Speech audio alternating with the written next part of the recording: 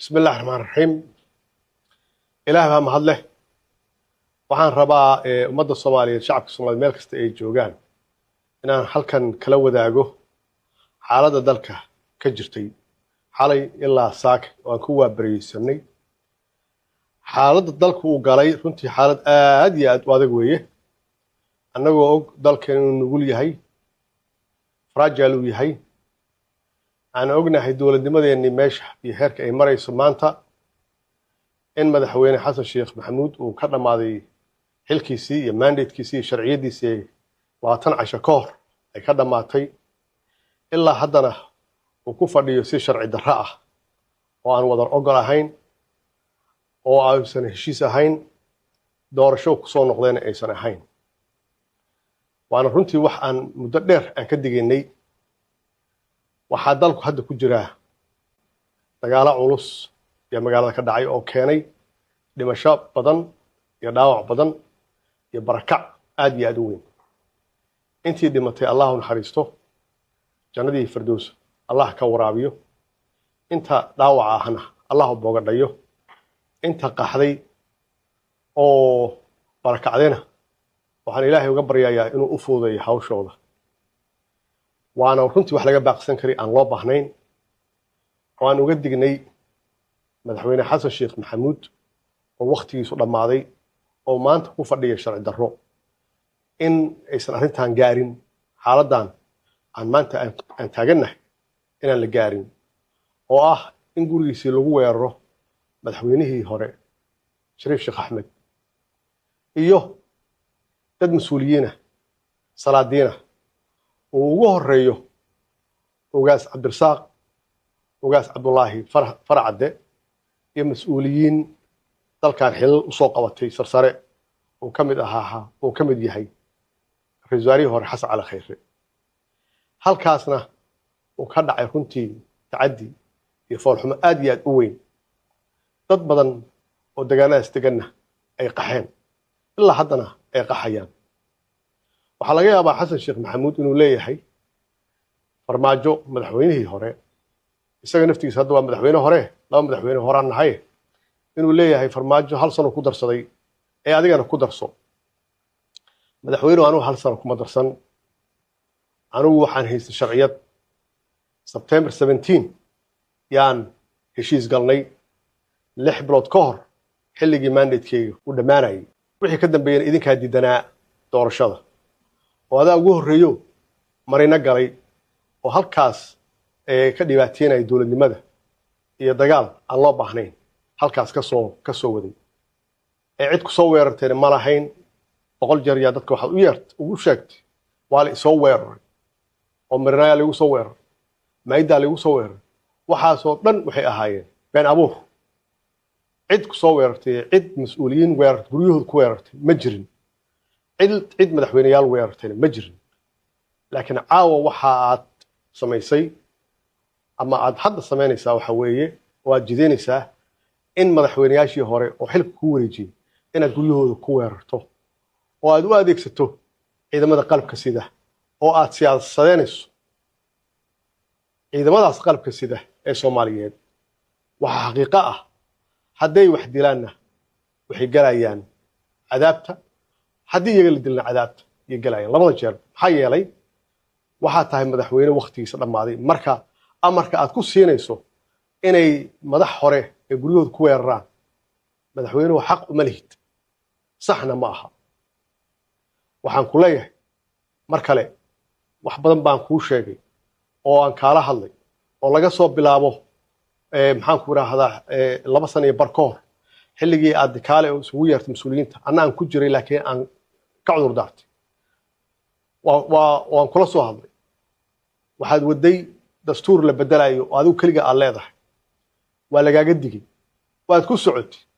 aniga iyo madaxweyne sheekh shariif yaad 2024 mars waxaad noo dirtay Saciid Cabdullaahi Dani oo aad tiri waa joojinayaa inaan hore u wado dastuurka kaliya ahayd aniga iyo isaga hanala dhex galo waa idin dhex galnay adiga isbedelay waa wada dastuurkaaga kaliya ahaa adiga ansaxsaday adiga keensaday doorasho adiga aad leedahay shuruuc aad leedahay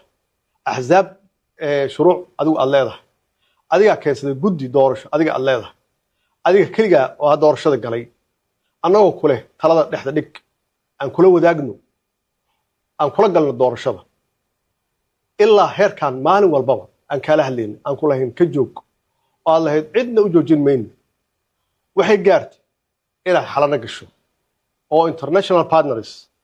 Mareykanka siyahayahooda iyo safiirka Ingiriiska aad hor fariisato adigoo mas'uuliyaddii qaranka ay ku aad haysato oo mandatekiina aad leedahay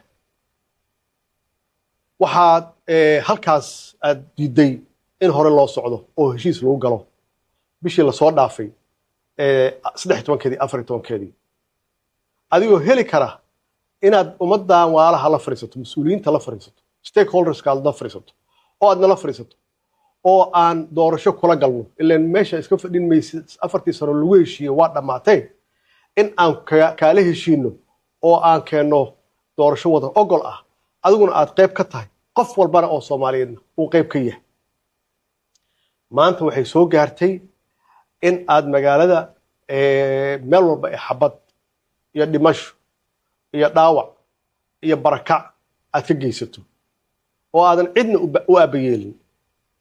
madaxweynuhu talada dhexda dhig dalkan doorasho waa inuu galo xoog kuma haysan kartid cid xoog ku haysan kartana ma jirto cid shalay xoog rabtay inay ku haysatana ma jirin maantana kuma haysanaysid waqtigaagii waa dhamaaday cidna ha ku dilin cidna ha ku dhaawicin cidna hantidooda ha ku burburin talada dib ugu soo noqo xabadda jooji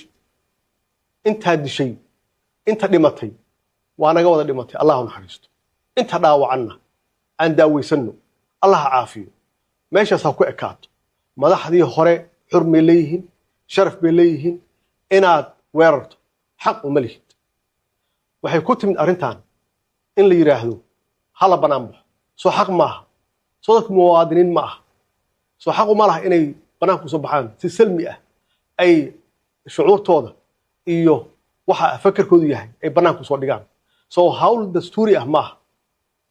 soo qodob dastuuri ah maaha maxaa ugu diidaysaa maxaa u keentay inaad la dagaasho oo aad ilaa xalay oo dhan magaalada xabad ay uga socoto waxaan rabaa ummadda Soomaaliyeed shacabka Soomaaliyeed waxgaradka Soomaaliyeed arintaasi inay indhaha ku hayaan dalkaani xoog lagu ma haysan karo horaan loogu haysan waaye haddana lagu ma haysan karo birin lagu ma haysan karo waxaan u baahannahay Xasan Sheekh Maxamuud oo aan isla nahay madaxweynayaal hore inaan gacmaha ka qabanno oo aan dib ugu soo celinno maxaan ku raahdaa miiskii wada hadalka aan dib ugu soo celinno haddaa heli kartidna inay noqoto hawl Soomaali dhexdeeda ah oo adigu aad odageedii tahay oo ay tahay inaad u tanaasusho waxaan rabaa ciidamada qalabka sida inaan halkan baaq uga diro waxaa la idin tababaray waxaa la idin carbiyay shaqo qaran dalka inaad difaacdaan oo cadowga dalka uu leeyahay aad u istaagtaan la idinma tababarin inaad dhinac jirsataan aad qayb ka noqotaan arrimaha loolanka siyaasadda aad qayb ka noqotaan madaxdiina ha weerarina haddii la idin yiraahdana ha yeelina maxaa yeelay waa madaxdii shalay idin dhistay waa madaxdii shalay idin tababartay waa madaxdii shalay idin qalabaysay haddii Xasan Sheekh Maxamuud madaxweynihii hore uu isagu garan waayay inuu u isticmaalo ciidanka qalabka sida saxa ah idinku garta haddaad tihiin askar dabley haddaad tihiin saraakiil haddaad tihiin ciidan sare haddaad tihiin garta marnaba ha yeelina in shacabkiina laydinku laayo in madaxdiina laydinku laayo hore in siyaasiyiinta laydinku laayo oo amar laydinku siiyo ha yeelina maxaa yeelay sharciyad dowladdan ma laha waa in Xasan Sheekh Maxamuud uu raadsado sharciyad uu ku bixiyo awaamiir noocan oo kala ah laydinma samaynin laydinma abaabulin laydinma tababarin inaad dib ugu soo noqotaan shacabkiina iyo madaxdiina hore madaxweynaha waxaan leeyahay dhibaatada hadda jirta shacabka Soomaaliyeed haysata hadday tahay maciishada hadday tahay tan nolosha hadday tahay dhaqaalaha hadday tahay duruufaha kala duwan oo haysta iyo kuwo badan oo la barakiciyey oo adigu aad barakicisa madaxweynow ha ugu darin xabad ha ugu darin dhibaato kale ha ugu darin shacabka Soomaaliyeedna waxaan leeyahay adkaysta dhibkan waa laga baxayaa duruuftan adag waa laga baxayaa isbedel yaa imaan doona dowlad caadil ah imaan doonta insha Allah waa guulaysanaa wassalaamu calaykum waraxmatullaahi wabarakaatuh